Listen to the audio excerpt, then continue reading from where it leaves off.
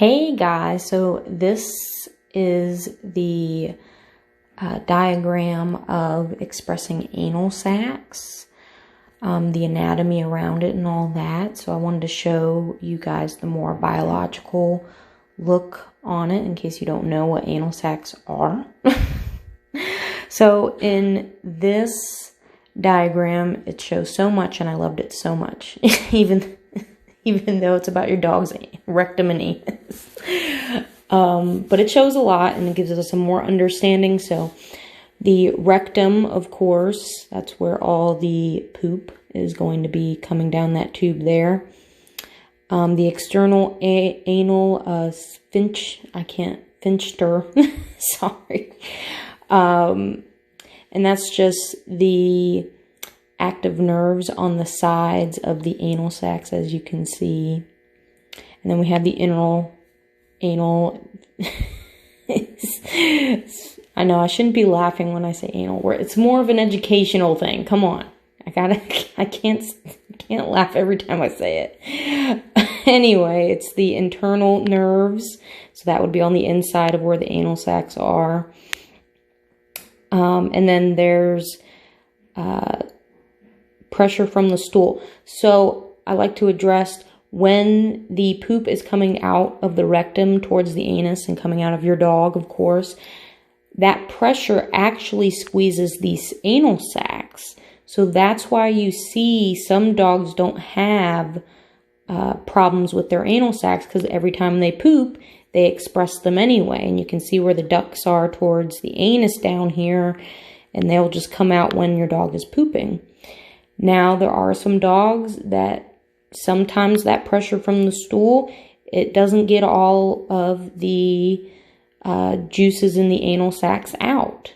And they'll just start getting fuller and fuller until they start getting hard. And that's when you got to go to a vet and get all that stuff out, because they kind of have to get in those ducts and relieve it, because it's so hard you can't even squeeze it out anymore. So that's why it's always good to express your dog's anal glands when they start getting full. Signs of that is them rubbing their butt on the floor, or they keep licking their butt a lot. That's a sign of their anal sacs are full and they need to be relieved. So anyway, looking at the diagram, all I'm doing is from the outer parts, let's say where the external is, that's where I'm like pointing at on the screen, but you can't see me point at it. And right on the outside of that, that's where I would squeeze the anal sacs, and they just come right through those ducts out of the butt. And that's all it really is. And this picture is just to show you where the anal sacs are on your dog. They're a little bit on the bottom part of the anus of your dog. So that's where I put my fingers just a little bit above it, and then I squeeze it out like toothpaste. You know how you guys are squeezing out a bottle of toothpaste with your fingers to get it all out? That's exactly what I'm doing with the anal sacs. And it'll come out the duct, right out the butt, and boom, that is it. Your dog's anals are expressed. Now, I only do external, so my hand is on the outside of your dog squeezing these anal sacs. There are some cases that if we go back here, the vets actually have to put their fingers into your dog's anus and, what is it doing? Stop it. Have to put their fingers in the dog's anus to get it internally expressed, because sometimes they need that little help. Sometimes just squeezing it from the outside like this doesn't get it all out, and they have to go in and really clean out. So all I do is external. I don't penetrate your dog that way. That's not what I do here. I don't mind giving them relief, but I'm not doing all that, y'all. You gotta go to your vet for that anyway. And when they do that, it'll clean it so much better than you just squeezing it from external. It'll get all up in the anal sacs and just get it all cleaned out, and then you don't gotta worry about it. So when you're doing it external, there could be some that's left behind in the sacs, but it should give your dog relief and shouldn't be causing any discomfort anymore. But anyway, that was the diagram demonstration of biography on anal sacs.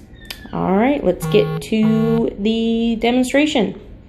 All right, guys, here's the video. This will be me squeezing Callisto's anal sacs for y'all, so you get a good demonstration on how to do it. And I did slow it down, the part when I'm starting to squeeze, but it's best to do it in a bathtub, or you can do it outside. I would not recommend you just doing it in your house somewhere, either in a bathtub or outside somewhere.